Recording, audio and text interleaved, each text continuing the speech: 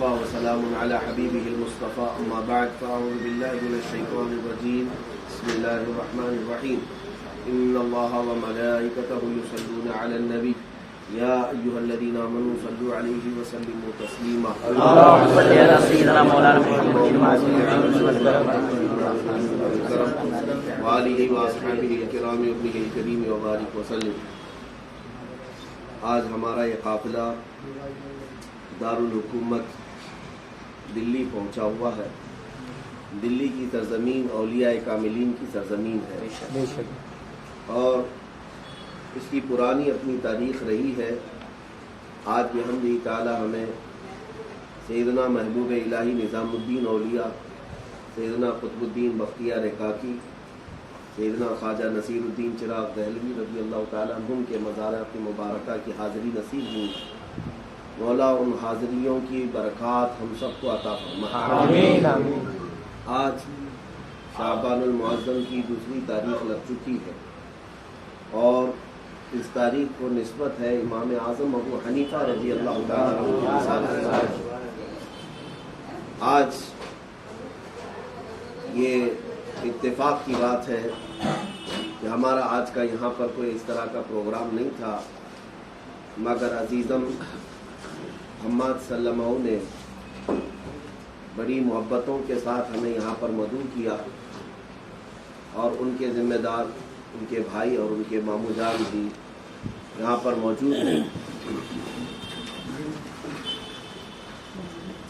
میں ان کا شکر گزار ہوں کہ آپ نے یہاں پر ایک محفل قائم کر لی. بس یہ ہے کہ اللہ تبارک و تعالیٰ جس سے جہاں چاہتا ہے وہ اپنی ذکر کرواتا ہے. ویسے تو یہ ہال دوسرے ایونٹس کے لیے زیادہ استعمال ہوتا ہوگا مگر آج امام اعظم ابو حنیفہ رضی اللہ تعالیٰ عنہ کا عرص مبارک ہے اور ہمارا گزر یہاں سے ہو رہا ہے تو میں نے سوچا کہ آج کی یہ شب کیوں نہ ہم اپنے امام کی بارگاہ میں خراج آج کی یہ محفل امام اعظم ابو حنیفہ کے نام سے ہم موسوم کرتے ہیں. ہمارے سفر کے درمیان بھی کون ہے وہ سراج الامہ حبر الامہ سیدی نعمان بن ثابت ابو حنیفہ رضی اللہ تعالیٰ جن کے کروڑوں مسلمان اقتدا کرتے آئے اور اب بھی کر رہے ہیں. تقریباً پون دنیا امام اعظم ابو حنیفہ کی تقلید کرتی ہے اور ان کے مرتب کیے ہوئے فقہ کو پوری دنیا میں مقبولیت حاصل ہے. یوں سمجھ لیں کہ تقریباً 80 لاکھ مسائل کا حل انہوں نے زندگی میں پیش کیا. سبحان اللہ. یہ اصول و فروع سب چیزیں ملا کر کے میں کہتا ہوں ان کے اصول کو جنہوں نے تفریح کی وہ مسائل پھیلتے گئے یہاں تک کہ آج بھی اتنے سال گزر جانے کے بعد 13 صدیاں گزرنے کے بعد بھی فقہاء اکرام کو جب کبھی کوئی نیا مسئلہ پیش آتا ہے تو وہ امام اعظم ابو حنیفہ کی کتابوں میں دیکھتے ہیں اور کوئی نہ کوئی جزیہ ایسا مل جاتا ہے جس پر نئے مسائل کو حل کر لیا جاتا ہے. تو اللہ تبارک و تعالیٰ نے ایک بہت بڑا اعزاز اس امام اعظم ابو حنیفہ کو عطا کیا. اسی سے اندازہ لگائیں کہ امام شافعی رحمۃ اللہ تعالیٰ علیہ فرماتے ہیں کہ پوری دنیا کی عقل ایک جگہ رکھ دی جائے اور امام اعظم ابو حنیفہ کی عقل ایک جگہ ہے. امام شافعی فرماتے ہیں پلے میں اگر تولا جائے ترازو میں تب بھی امام اعظم ابو حنیفہ کی عقل بھاری ہو. جہاں سارے دنیا کی عقلوں کو تول لیا جائے تو پھر وہ اللہ تعالیٰ نے کیسا ان کو مقام عطا کیا تھا, کیسی عقل عطا فرمائی تھی. عزیزان گرامی, امام اعظم ابو حنیفہ رحمۃ اللہ تعالیٰ علیہ جہاں علم کے بادشاہ تھے وہیں عمل و تقوی کے میدان میں آپ کا ثانی نظر نہیں آتا.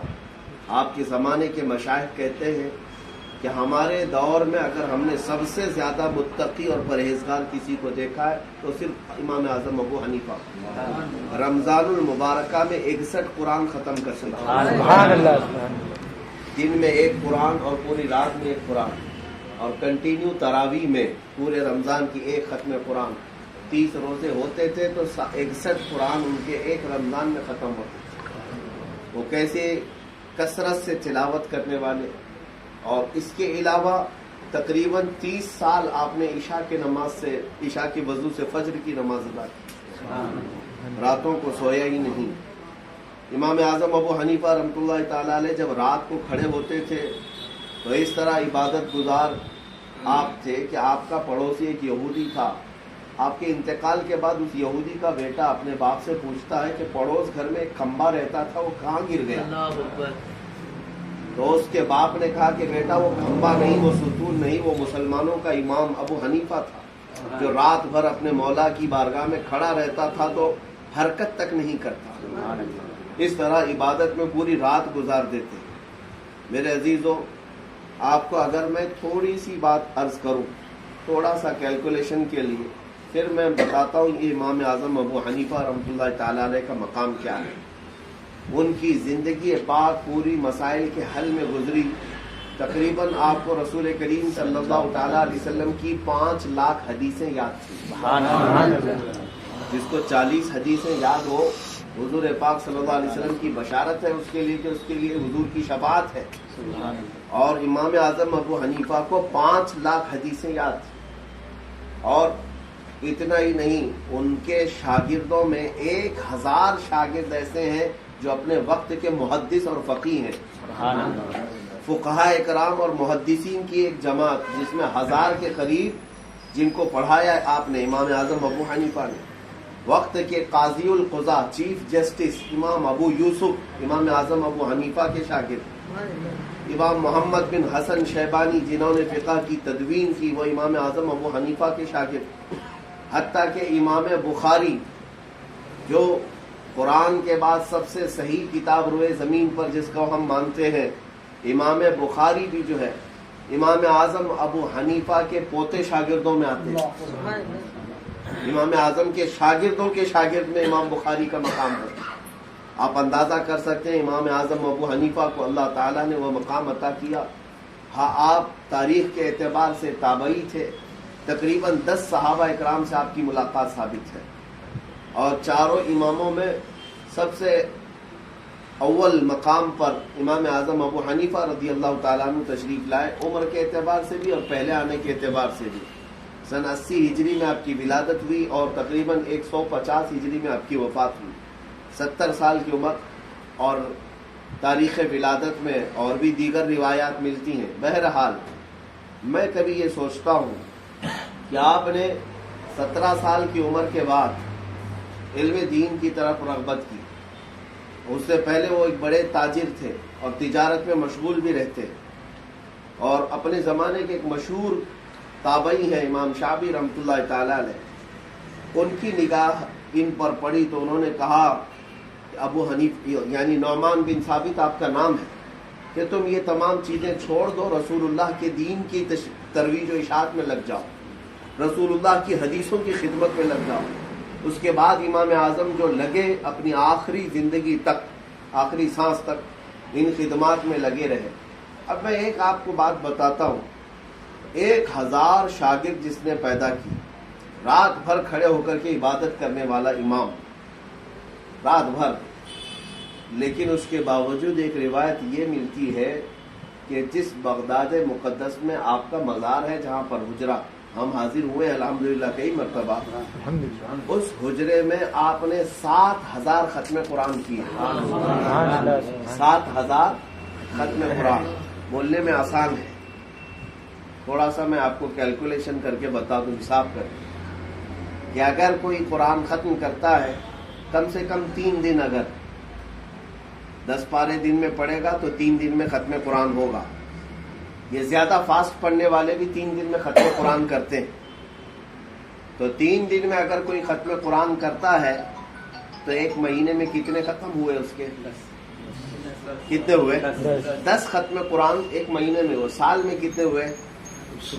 120۔ 1 سال میں 120 ختم قرآن، 120 ختم قرآن سال میں ہوئے۔ اور اب آپ مجھے بتاؤ 7000 ختم قرآن بنانا ہے،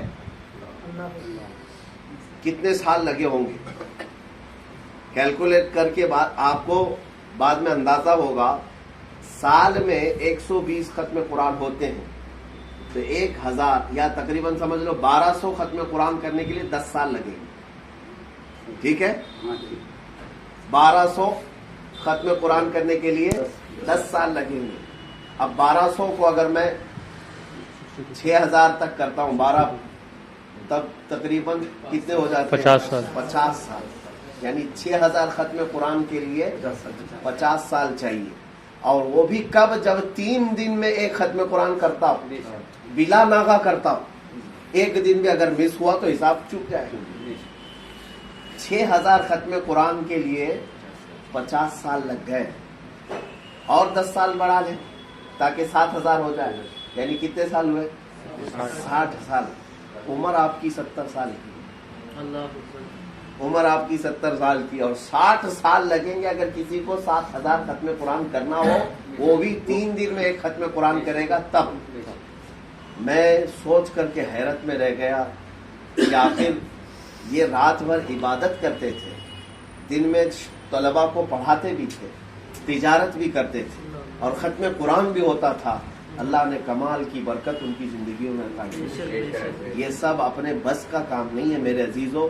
اللہ جسے عطا کرے اس کے لیے ایک دن بھی ایک صدی کے برابر بناتا ہے.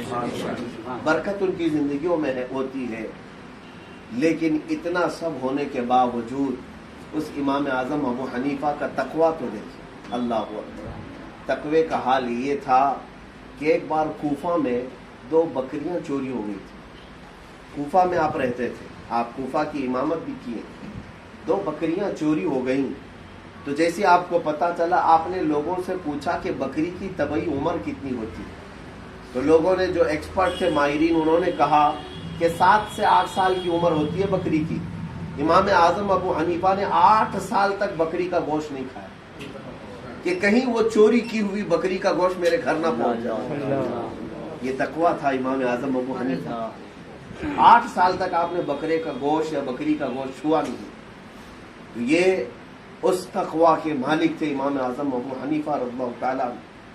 آپ کی زندگی پاک میں ایک بات یہ بھی ملتی, کپڑے کے تاجر تھے, لیکن ایسے ہی نہیں کہ اس کو ٹوپی ڈالا اس کو ٹوپی ڈالا, جیسا من میں آیا ویسے سودا نفع کر لیا. ایک بار آپ نے دکان میں جو بھی کپڑے کی قیمت رکھتے تھے وہ مناسب ہوتی تھی, یعنی جتنا نفع رکھنا چاہیے اتنا.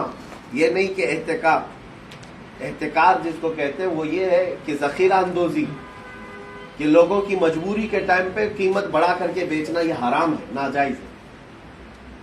امام اعظم ابو حنیفہ کیا مناسب دام میں کپڑے ملتے تھے. ایک مدینہ طیبہ سے شخص آیا ڈھونڈتے ہوئے, اس کو ایک کپڑا چاہیے تھا جو آپ کے پاس ملتا تھا اور کہیں نہیں ملتا. وہ مدینے سے چل کر کوفہ آیا. کوفہ میں کچھ لوگوں سے ملاقات کر کے پوچھا کہ مجھے فلاں فلاں کپڑے کی ضرورت ہے, سنا ہے کہ ابو حنیفہ نام کے ایک بزرگ ہیں, ان کی دکان میں ملتا ہے. لوگوں نے کہا کہ ہاں فلاں فلاں جگہ پر ان کی دکان ہے, تو جا کر کے لے سکتا ہے. اس شخص نے پوچھا کہ میں کتنی قیمت میں وہ کپڑا خریدوں؟ تو لوگوں نے کہا کہ جو وہ قیمت بولے اس پہ خرید لے, بھاؤ تاؤ مت کرنا, اس لیے کہ امام اعظم مناسب قیمت لگاتے تھے. تو وہ کم کرانے کی ضرورت ہی نہیں پیش آئے گی, وہ بالکل مناسب چیز لگاتے. تو وہ کوفہ کے علماء اور دیگر وہاں کے دانشوروں سے مل کر کے اس بات پر تیار ہوا. ڈھونڈتے ہوئے امام اعظم ابو حنیفہ کی دکان پر پہنچا, اور پہنچا تو آپ نہیں تھے, آپ کا غلام بیٹھا ہوا تھا. اور آیا ہوا شخص جانتا پہچانتا نہیں تھا, اس نے اسی غلام کو امام اعظم سمجھ لیا. فلاں کپڑے کی ضرورت ہے. غلام نے کپڑا نکالا دیا, تو وہ بڑی دور سے آیا ہوا تھا. غلام کو پتا چلا کہ ایک کپڑا خریدنے کے لیے مدینے سے چل کر آیا ہے, جو قیمت لگاؤں گا خریدے گا. تو کپڑے کی قیمت نفع کے ساتھ 600 درہم کی تھی. غلام نے 1000 درہم میں اس کی قیمت لگائی. سامنے والے نے خرید لیا کہ اتنا لمبا سفر کر کے آیا ہوں اس کپڑے کے لیے, اور پلس مجھے کوفہ والوں نے بتایا کہ امام اعظم مناسب قیمت لگاتے ہیں, بھاؤ تاؤ کرنے کی ضرورت نہیں ہے. تو اس نے 1000 درہم کا کپڑا خریدا اور لے کر چل پڑا. دوسرے دن امام اعظم جب دکان میں آئے تو اس کپڑے کے متعلق پوچھا کہ فلاں کپڑا جو ایک انمول تھا, نایاب تھا, کہاں گیا؟ غلام نے کہا میں نے تو بیچ دیا. کہا کتنے میں؟ کہا 1000 درہم میں بیچا. تو امام اعظم ابو حنیفہ اتنے جلال میں آئے اور فرمایا کہ تو کپڑے کی تجارت نہیں بلکہ یہاں پر کالا بازاری اور چوری کے لیے بیٹھا ہے، لوگوں کے مال پر قبضہ کرنے کے لیے تو بیٹھا ہے۔ بہت سخت سرزنش کی، کہا کہ ضرورت سے زیادہ نفع لینا ہمارے لیے جائز نہیں۔ پوچھا وہ شخص کہاں سے آیا، کہا کہ فلاں شخص نے ایڈریس دیا تھا دکان والے نے، وہاں سے پوچھ کر آیا، میں اسے نہیں جانتا۔ امام اعظم چل کر کے اس دکان پہ گئے کہ آج تیرے پاس کوئی ایک شخص آیا تھا، ایک دو دن پہلے میری دکان کا پتہ پوچھتے۔ اس نے کہا ہاں آیا تو تھا لیکن میں بھی اس کو نہیں جانتا، وہ فلاں مسجد کے کسی امام نے اسے یہاں بھیجا۔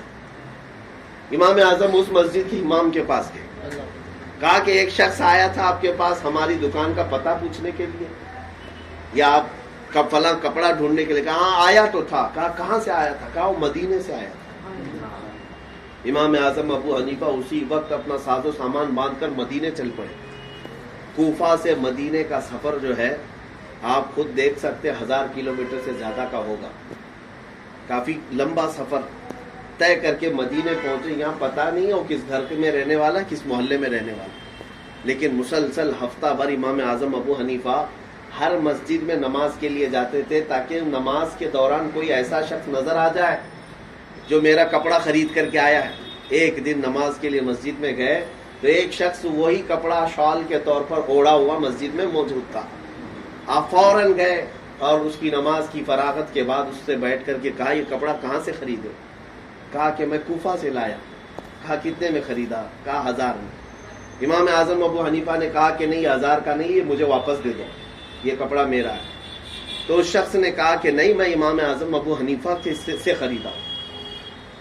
تو امام اعظم نے پوچھا کیا تو ان کو پہچانتا ہے؟ اس نے کہا ہاں پہچانتا ہوں، فلاں فلاں شکل کے ہیں، دکان میں بیٹھتے اور انہوں نے مجھے مناسب قیمت لگائی۔ تو آپ نے فرمایا میں ابو حنیفہ ہوں، وہ میرا غلام ہے جس نے تجھے بغیر بتائے مجھ سے میری اجازت کے یہ کپڑا بیچ دیا۔ اس نے کہا آپ یہاں تک کیوں آئے؟ کہا میں تیرے 400 درہم لوٹانے آیا۔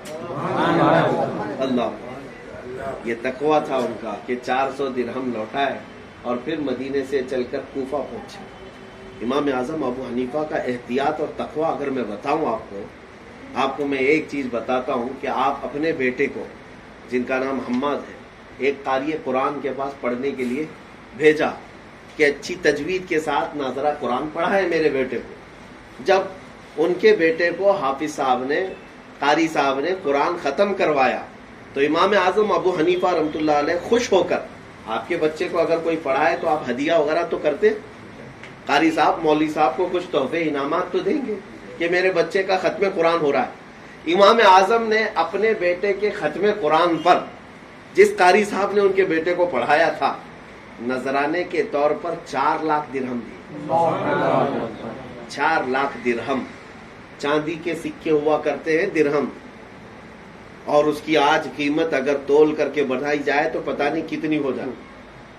جب وہ امام اعظم کا تحفہ قاری صاحب کے ہاں پہنچا تو آپ نے دیکھا مولوی صاحب قاری صاحب نے، اور 4 لاکھ درہم تھے۔ تو انہوں نے پوچھا کس بات کے؟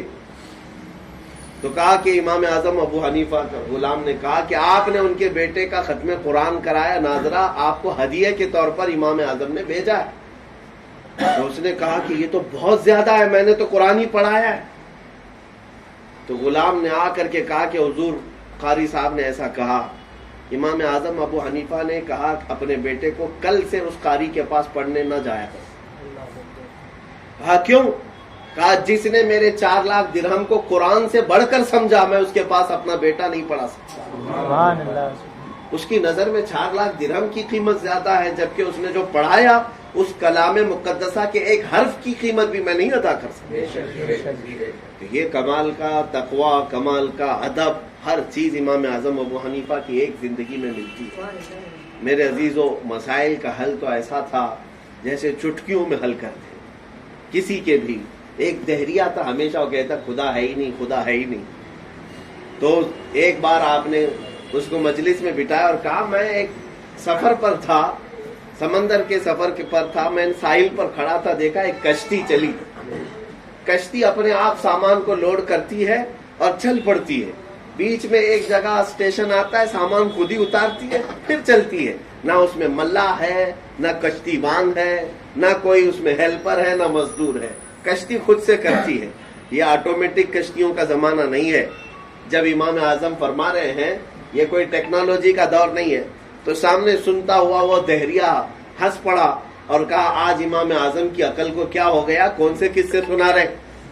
कश्ती खुद से सामान लाद रही है अपने आप पर और खुद ही अनलोड भी कर रही है, ये कैसे हो सकता है। इमाम आजम अबू हनीफा ने उससे कहा जाहिल, जब एक कश्ती खुद से पूरे समंदर में नहीं चल सकती तो ये पूरा निजाम कायनात बगैर किसी खुदा के चलाए कैसे चल सकता है। दहरिया उसे कहते हैं जो एथिस्ट है, कहते कोई खुदा ही नहीं है, कोई खुदा ही नहीं है और कोई दीन ही नहीं है। वो उन लोगों के रद में इमाम आजम अबू हनीफा रहमतुल्लाह ताला अलैह ने ये जवाब इरशाद फरमाया था। एक और बात मैं आपको बताऊं, लोग सवाल आज भी करते होंगे, उनके जमाने में कुछ औरतें आई और कहा कि इमाम साहब इस्लाम में मर्द तो 4 औरतें कर सकता है, औरत क्यों नहीं कर सकती, औरत को बराबरी देनी चाहिए। मर्द 4 बीवियां कर सकता है, औरत को भी इतनी इजाजत क्यों नहीं है। इमाम आजम अबू हनीफा रहमतुल्लाह अलैह ने फरमाया ठीक है, इसका जवाब देंगे। जो औरतें आई थी उनसे कहा कि एक कटोरी में तुम सब अपना अपना दूध जो हो सकता है वो लाओ, या जिसका भी दूध था आपने मंगवाया कि एक कटोरी में मुझे सबका दूध चाहिए। तो उन लोग उनसे जिसका जिसका दूध बन पड़ा या जो दूध था, औरतों ने अपना अपना दूध उस कटोरी में जमा करके इमाम आजम को दे दिया। इमाम आजम ने लिया, थोड़ी देर देखा और कहा ठीक है काम हो गया, अपना अपना दूध इसमें से निकाल लो। अपना अपना दूध जो इसमें है कटोरी में वो उतना निकाल लो। औरतें कहने लगी कि ये दूध जब मिक्स हुआ, मेरा किसका, मेरा कौन सा दूध, इसका कौन सा दूध, सब तो सफेद है, इससे कोई निकाल सकता है भला। इमाम आजम ने कहा यही हिकमत इस्लाम की है। एक औरत अगर 4 मर्दों से निकाह करे तो बच्चा किसका हो सकता है। एक जगह अगर सबका नुत्फा जमा हो रहा हो तो बाप कौन होगा बच्चे का, और इस्लाम नसब की हिफाजत करता है। हम नाजायज और हराम बच्चे पैदा नहीं करते। इस्लाम में नसब की हिफाजत बहुत अहम रोल है। इमाम आजम अबू हनीफा ने इतने 100 साल पहले ही इन मॉडर्न कुत्तों को भी जवाब दिया था जो आज ये कहते हैं कि बराबरी होनी चाहिए, इक्वलिटी होनी चाहिए, औरतों को भी इतने मजे करने की इजाजत दी जाए। अरे मियाँ, मर्द को मजे करने के लिए 4 औरतों की इजाजत नहीं दी गई है। ये अगर इस्लाम ने इजाजत दी है 4 निकाह करने की तो ये मजे करने के लिए नहीं है, बल्कि नेचुरली दुनिया में ऐसा है कि औरतों की तादाद मर्दों से ज्यादा है। तो वो औरतें जो किसी के हिस्से में आ गई ठीक है, और जो किसी के हिस्से में नहीं आ सकती उनका कौन वाली होगा। तो क्या वो धंधा करने वाली औरतें हैं? क्या वो अपनी पूरी जिंदगी किसी मर्द के साथ जिंदगी नहीं बिता सकती? इस्लाम की ये हिकमत है, नेचुरली औरतों की जो तादाद ज्यादा है ताकि मर्द हजरात हर औरत के वाली बन सके और उनको सुकून का घर दे सके, मजा करने के लिए नहीं है। हाँ, ये सिर्फ और सिर्फ आज के जमाने के ये नारे हैं कि हम जो है औरतों को बराबरी देना चाहते हैं, इक्वलिटी की बात करते हैं। खाक बराबर, औरत को नंगा करके बेहया जानवर की तरह लाकर और उसको घूरते हुए देखते हैं, यही औरत को सम्मान देने की बात है, यह औरतों की इज्जत की बात है। अगर इनको इतनी बराबरी की बात है तो हम इनसे कहते हैं कि ठीक है हर काम में बराबरी कर लो। औरतें बहुत सारी चीजों में कमजोर है बेचारी, आप बराबरी कर लो। शादी होने के बाद 1 साल बच्चा उससे हो, 1 साल आपसे हो जाए। अरे भाई, दर्द जह खाली औरत ही क्यों बर्दाश्त करेगी? डिलीवरी की तकलीफें औरत ही क्यों बर्दाश्त करे? आप भी करो थोड़ा। ये नहीं हो सकता। औरत की साख्त अल्लाह ने अलग बनाई है, उसकी जिम्मेदारियां अलग हैं। कुछ चीजें ऐसी हैं जो उसकी खुसूसियात हैं, उसकी स्पेशलिटी है ये, और कुछ चीजें हैं वो मर्द की खुसूसियात हैं, और इसी में कायनात की भलाई है। और इस्लाम ने बराबर दोनों को पटरी पर रखा है। बहरहाल इमाम आजम अबू हनीफा रज़ी अल्लाह तआला अन्हु ने इस तरह के बहुत सारे जो मसाइल थे उनका चुटकियों में हल किया है। वक्त होता तो बहुत सारे मैं आपके सामने वो मसाइल या फिर वो نمونے آپ کے سامنے رکھتا، لیکن چیزہ چیزہ آپ کی سیرت کو میں نے آپ کے سامنے رکھا ہے۔ عشق رسول کا حال یہ تھا، بارگاہ رسول کے ادب۔ مدینہ طیبہ جب جاتے تھے تو 3 دن سے زیادہ ٹھہرتے نہیں تھے، باہر چلے جاتے تھے۔ لوگ کہتے کہ لوگ فرصت لے کر مدینے میں آتے ہیں اور آپ 3 دن میں بھاگ جاتے ہیں۔ ہر بار یہی ہوتا تھا، کیا اتنے بھی ضروری کام ہیں دنیاوی کہ آپ مدینے میں 3 دن سے زیادہ ٹھہرتے نہیں؟ امام اعظم ابو حنیفہ فرماتے تھے کہ یہ فطری تقاضا یہ ہے بشریت کا کہ میں جب بھی مدینے میں ہوتا ہوں تو وضو توڑتا نہیں، جب تک مدینے میں رہتا ہوں اپنی حاجات ضروریہ استنجا پخانے نہیں کرتا اور وضو کے ساتھ 3 دن رہتا ہوں۔ 3 دن سے زیادہ بشری تقاضا نہیں مانتا، اس لیے میں مدینے سے باہر چلا جاتا ہوں تاکہ اس مدینے کی زمین کا ادب برقرار رہے۔ یہ کمال کا ادب ہے، بارگاہ مصطفیٰ کا کمال کا ادب۔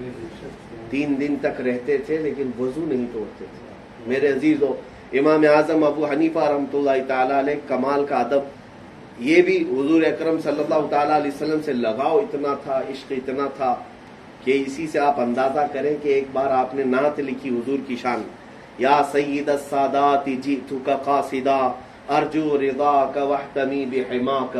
یہ عربی میں قصیدہ لکھا اور کہا کہ سیدھے جا کر کے دربار رسول میں ہی سناؤں گا، کسی کو نہیں سنایا کہ حضور کو سناؤں گا۔ سفر کر کے مدینہ طیبہ پہنچے اور فجر کا وقت تھا، مسجد نبوی سے اذان ہو رہی تھی۔ سوچا وضو کر کے مسجد میں جاؤں، نماز پڑھ کر کے جب دربار کی حاضری ہوگی تو رسول پاک صلی اللہ علیہ وسلم کے روضے کے پاس میں اپنی لکھی ہوئی نعت سناؤں۔ مسجد میں جیسے ہی داخل ہوئے، مؤذن نے اذان ختم کیا اور اذان ختم کرنے کے بعد لوگوں کو متوجہ کر کے کہنے لگا کہ اے لوگوں سنو تھوڑی دیر مجھ سے اور کچھ باتیں۔ اور اس کے بعد وہ مؤذن وہیں کھڑے ہو کر کے میسنا پر کہنے لگا، یا سید السادات جئتک قاصدا ارجو رضاک واحتمی بحماک۔ پورا قصیدہ وہ گنگنانے لگا۔ امام اعظم ابو حنیفہ کے کان کھڑے ہو گئے، یہ اس کے لکھے ہوئے اشعار ہیں یا میرے لکھے ہوئے؟ اور میں نے لکھا، کسی کو نہیں بتایا، اس کو کیسے خبر ہوئی، اس کو کیسے پتا چلا؟ اس کے اشعار کے ختم ہونے کے بعد اس کو امام اعظم ابو حنیفہ نے پکڑا اور پوچھا، مؤذن رسول جو وہاں مسجد نبوی کا مؤذن ہے، پوچھا کیا یہ تمہارے لکھے ہوئے اشعار ہیں؟ اس نے کہا نہیں، میرے لکھے ہوئے اشعار نہیں۔ کہا کس کے ہیں؟ کہا یہ بھی پتہ نہیں۔ کس کے ہیں یہ پتہ نہیں۔ کہا تمہیں یاد کیسے ہو گئے؟ کہا کل رات میرا نصیبہ جاگا، میں رات کو سویا تھا، خواب میں میرے آقا تشریف لائے، رسول کریم صلی اللہ تعالی علیہ وسلم محفل میں موجود تھے، میں نے رسول پاک کی زبان سے یہ کلمات سنے، حضور گنگنا رہے تھے یا آپ کے دربار میں کوئی گنگنا رہا تھا۔ امام اعظم اتنا سنتے ہی غش کھا کر گر پڑے، بے ہوش ہو کر گر پڑے۔ کہا ابو حنیفہ کا یہ مقام ہے حضور کی بارگاہ میں کہ لکھا ہوا کلام پیش کرنے سے پہلے وہ سرور انبیاء خود ہی مجھے وہ کلام سنائیں۔ اس کے بعد دربار میں حاضری دیتے ہیں، ادب سے کہتے ہیں السلام علیکہ یا رسول اللہ، اے اللہ کے رسول آپ پر سلامتی ہو۔ حاضرین دربار کہتے ہیں قبر انور سے جواب آیا، وعلیک السلام یا امام المسلمین، مجھ پر بھی سلامتی ہو اے مسلمانوں کے امام۔ جس کو میرے آقا نے امام کہا ہو یقیناً اسے امام ہونے کا حق ہی ہے، اور حق ہی ہے کہ آپ کے نام کے ساتھ امام جڑا ہوا ہے۔ لوگ نام کم جانتے ہیں لیکن امام زیادہ جانتے ہیں۔ ہمارا وہ امام ہے امام اعظم ابو حنیفہ۔ ہر حنفی کو چاہیے کہ اپنے امام اعظم ابو حنیفہ کی سیرت کو پڑھے اور ان کی تاریخ کو یاد کرے۔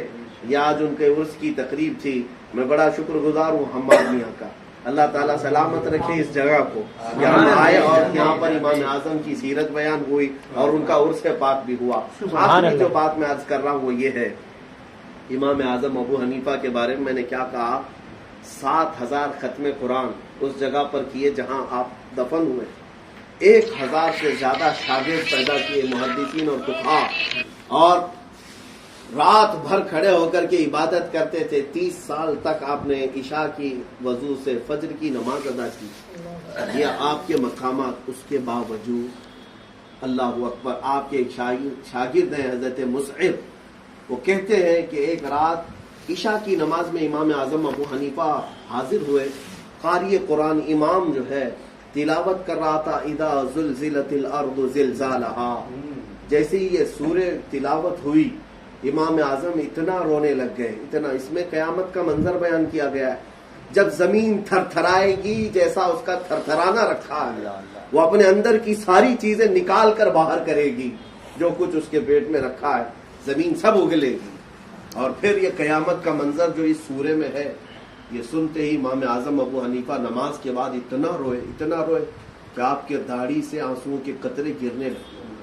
آپ کے شاگرد حضرت مسعر کہتے ہیں آدھی رات گزر گئی، میں پھر آ کر مسجد میں دیکھا میرے استاد، میرے آقا، میرے مقتدی امام اعظم کو تو ہاتھ پھیلا کر کے 70 سال کی عمر کے قریب تھے، اللہ کی بارگاہ میں کیا کہہ رہے ہیں، اے مولا قیامت کے دن اگر ابو حنیفہ کی بخشش ہو گئی تو تعجب کی بات ہے، اگر میری بخشش ہو گئی تو تعجب کی بات ہوگی، مجھ جیسا آدمی بخشے جانے کے قابل کہاں.